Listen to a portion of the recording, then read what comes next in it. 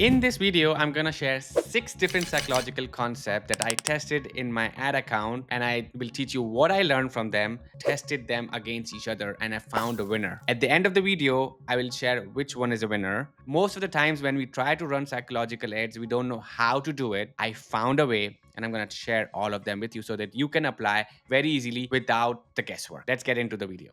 So, Marco, in this video, I probably roughly ran 50 plus ads. So it was not just, and I did not run it for 1 week only.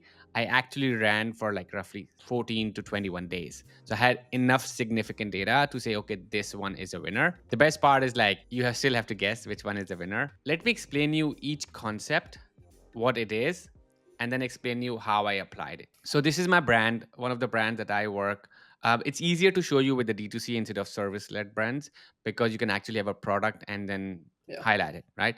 The most important thing is in the ad, when you see all the ads, you will see that the outcome, the product itself is there. I did not change the key winning elements. In these images, what you will see is that there is a chai, and the chai is a summer chai. There is specifically different kinds of spices that we mention. There's always a price framing always in there. Actually, there are seven psychological concept, but price framing was always there, so I did not need to test it. We kept everything else the same. We just changed one element of it. So whenever you're testing something, especially in terms of image, and whenever you want to get better at what you're doing, you have to iterate on your existing winner, not like try to come up with a completely different concept and say I tested psychological ads, or try psychology on my ads, because you really have to see it, right? So the main thing is that we have a winning components in it, and so we just test one extra layer. So here's what I did. So this image was winning, and the first concept that I want to share with you is effect heuristics. This is my favorite heuristics because it leans into what I really preach everywhere. Is basically you have to trigger an emotion. People have Yeah. to feel the ad. The people have to feel the product before even they have tried it. They have to feel what is going through in their mind that actually speaks to them directly. One of our winning headline that says that you can reduce your inflammation naturally. That's what turmeric does. This is a turmeric chai, and what we did was we actually came up with an. I read recent reviews and I found out that how can I tell reduce inflammation naturally without saying it, because I want them to feel it, right? So this was one of the headline that I came up with, was like as soon as I finished, my body asked to lie down, because it really reduced all the pain and I felt calm in my body. That's the headline I tested. And the reason why it is using effect heuristics is because you're really feeling it, really feeling the product before even trying it. And so that's the concept. And you can see there's another effect heuristic in here, which is basically feels like something my doctor should have recommended to reduce my nightly anxiety. This actually came from a customer, not from me. The customer said it something differently. They said like as soon as I drank it in the morning, my pain was gone, and I had to call my doctor. Is everything fine? And that was like, but I cannot use that because it's still showing the Yeah. skepticism part of it. So I wanted to flip it and said my doctor should have recommended me, but I figured it out myself. So which is like making customer feel smarter. And so they felt smarter, and they felt like something that they would immediately help them. And it has the word feel in it. Feels like something my doctor should have recommended. So it has the word in it as well. So that's the concept number one. Feels like concept number one, which is affect heuristics, make people feel something. What do you think? I like both a lot.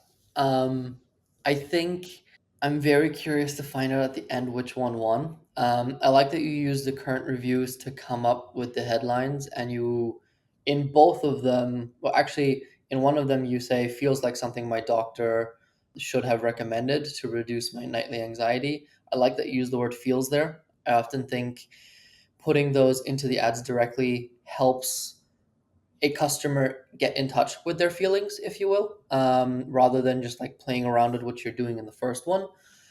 If you're asking me which one I think won, it's really hard. I'm gonna go with the second one.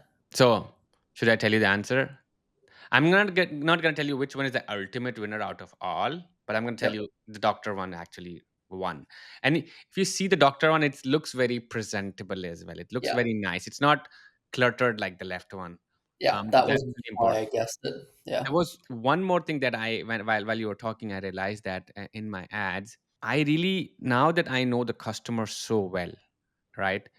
It Yeah. is crazy to me that I can come up with headlines myself because I live and breathe that customer, although I'm not 60 plus year old, because I Yeah. know their pain, what they're going through. I always feel like, okay, what is my father-in-law going through? What is my father going through in that moment? How they Yeah. are actually solving this problem for themselves, and like what would they say? So like Yeah. when you're making the headline, you have to always keep that in mind.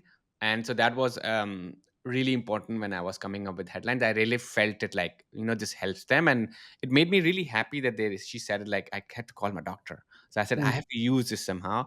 And this is a golden review. You have to keep this golden review as like gold standards, and I always keep reviewing them. How can you come up with better headlines? So I really know my customer in and out. And that's why this headline won as well. Effect heuristic is done. Social proof, most marketers are aware of. It's basically you use some kind of a social proof that a lot of people are actually using it and they love it. So you love it as well, which says the headline as well. Why 10,000 chai lovers are switching to this golden milk tea. Again, we kept all the elements the same. It has a summer tea element in it. It has all the spices in it. It has a price reference. It has convenience that we know that ready in 2 minutes. A lot of customers of ours are asking. It's already winning in the standard headline, and it says why 10,000 child lovers are switching to this golden milk tea. Most people are aware of what social proof is. I try to switch between why 10,000 child lovers love it and when 10,000 plus child lovers love it, and then I found a 10,000 one work better.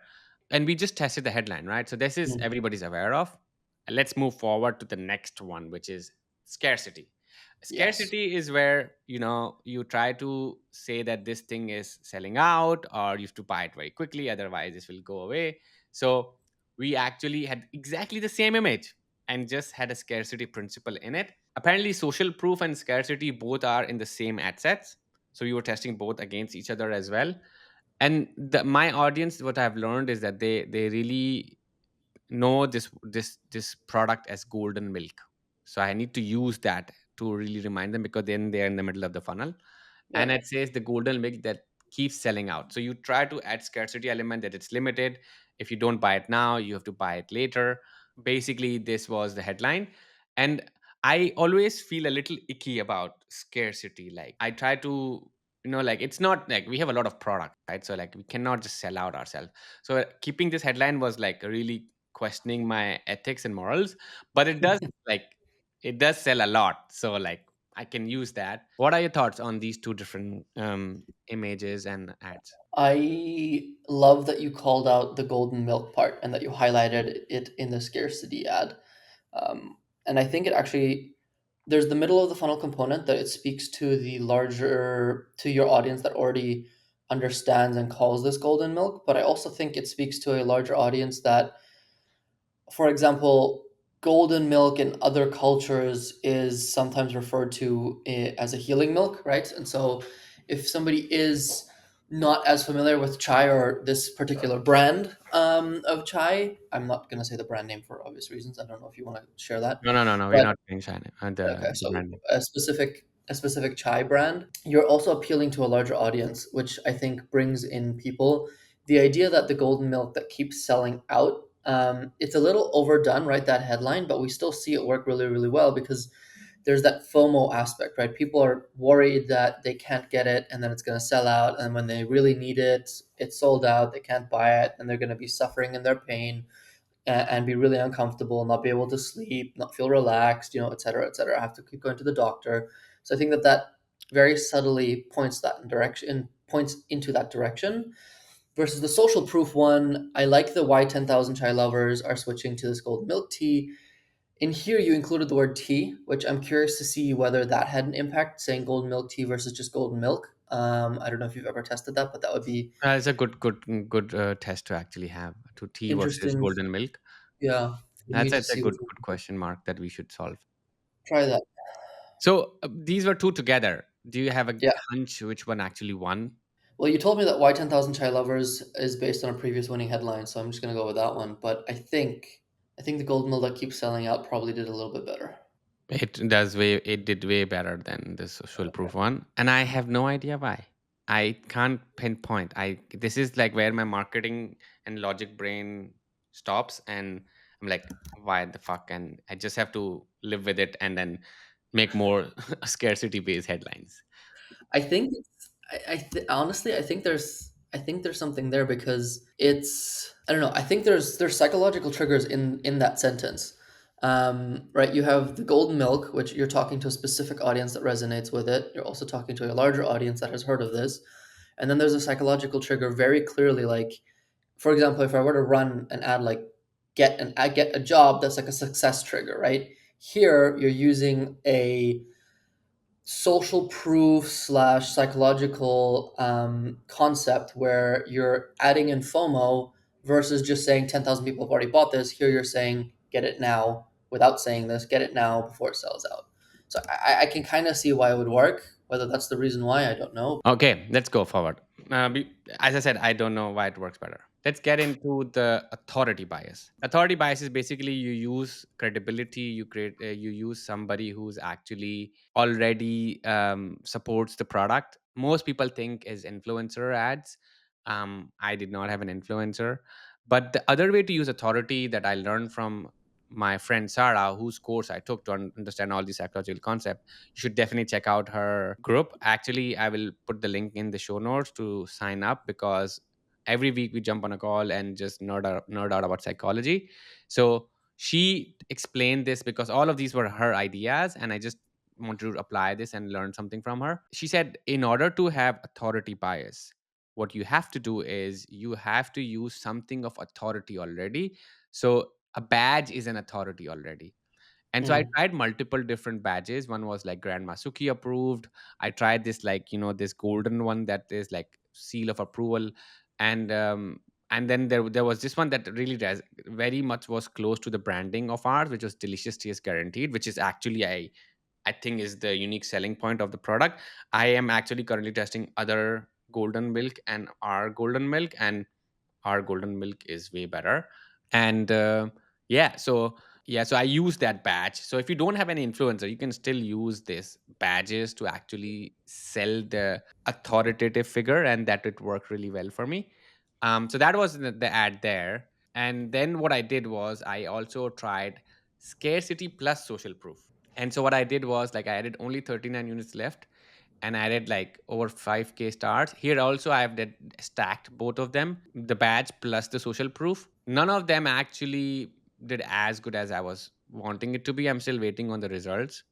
But these are the two principles that I applied on this. So just to give you more context, and everything else stayed the same. You see, these two are the very similar ads.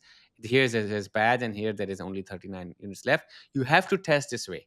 So we tried authority, we tried scarcity plus social proof, we tried authority plus social proof. Let's get into the next one, which is another concept that I recently learned from Sarah, which was temporal discounting. Are you aware of what temporal discounting is? Temporary discount. No. Temporal discount is basically that you actually make them feel good right now. So before they even get it, they Yeah. temporarily feel good right now. And the trick to use that is like it's basically in the headline, Hmm. and you use it in your CTA as well. So here you see, like I said, like if you've been waiting to feel calm in 2 minutes, so they already get it. They already get like before even buying the product, they feel like they will feel calm and start drinking glow chai now. So I said the word now again. And then when you see the down there, it says get yours today. All these 2 minutes, now, and today, these three things make them feel that they're about to get it now. This is how you think about, like like when you have a checkout card, when you say like you already got a discount now, and then like if you do two more steps, that's called temporal discounting in the CRO principles. But what I have to do was, like, in the ads, I have to make them feel good now. And so feel calm is a concept that we know it works really well. We wanted to actually make them use to feel them great right now. There was a feeling concept, but there was temporal discounting concept that we tried, and it did okay, but it did get conversions. These are all basically my winners. These are, none of them are like I did not win. All of them had some conversion, so I'm showing you. And you see it has everything else the same. Like it's very similar to the this ad as well. The last one is just salience bias. So the salience bias is what you do is salience bias is when you make the something in the ad really high contrast that stands out other than what you're actually selling. So it feels like, oh my god, I need to pay attention to this. Sometimes what marketers do is they use red color a lot in their ads. That's called salience bias, where it is huge contrast that you have to pay attention to it. It's so big that you cannot ignore it. What I tried to do was like I wanted to I put the winning headlines, your evening glow chai ready in 2 minutes, but then I wanted to improve the element of turmeric. I want to say this is turmeric milk. So I wanted to show turmeric in the ad as well. And that's what's salient. So I try to bring a contrast with the product already, that if this is a turmeric milk and with the turmeric really big, so it looks really big, and that's called salience bias. I put the turmeric in the in the ad. So you see turmeric right now is very small. It's one of the Small. Yeah. elements. I made it big. That's the only Okay. thing I did. So it Okay. looks, it pops out in the ad, and it says, okay, this is how the chai is made of, which is mostly with turmeric. So they feel like, "Oh, it's a turmeric milk, golden milk, ready in 2 minutes. Okay, I need to buy it." And the framing reference was also there. It is a possibility that if I would have used this one versus this one, probably it will work better. Yeah. So this is her example. She says whatever stands out gets the brain's attention. Novelty and contrast force a pause. So bright, bold colors, unexpected visuals, clear focal points are the real reason that people actually buy. And so this was like when she's really made it. This phase is actually like is standing out, and that's what you're going after. So that's Okay. the salient bias. Now, without, do you want to pick your winner? Out of all of these six concepts, which do I think was the winner? Is what you're asking me. Yeah, real winner. Okay, I'm gonna narrow it down to the first row. I don't think it's gonna come from the second row. Okay. I If it were the second row, my guess would have been salience bias might have outperformed, but we're temporal discounting. But I'm not 100% sure on that. I'm gonna go first row, and then I think it's either gonna be feels like something my doctors should have recommended, or it's going to be the gold milk that keeps selling out. Those are Uh, my y- two. Between those You're two, not far off. It's the golden milk that keeps selling out is the oof, ultimate winner. And now we can keep getting the mind fuck why this one is a winner, yep. because the only thing that we can do from for the viewers to understand, for us to understand, is like use scarcity. Something like, when the somebody says this app is going viral on TikTok, kinda also just talks about it like this product is selling out on TikTok, is the same thing that you can use those principles to apply in your ads. What I do want to tell you is that all of them are really important. I might have not tested all of them exactly how it should have been. I should keep testing them.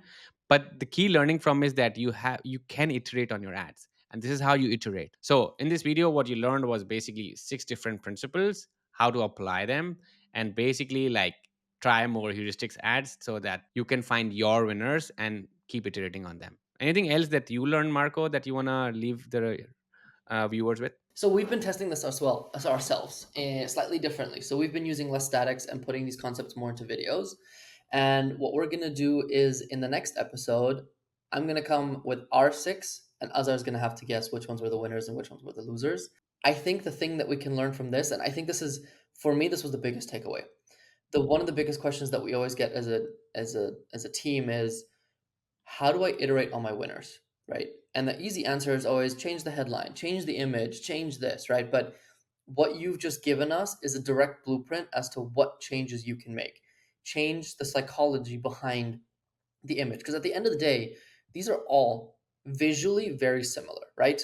But the concepts, the psychology, ideas behind them are drastically different. And so if you are looking to change and iterate on winners, this is one of the easiest and best ways. And I think Azar just laid out a perfect plan for you on how you can use a past winner and keep scaling with it. Perfect. Thank you. That's all from this episode. Until then, bye bye.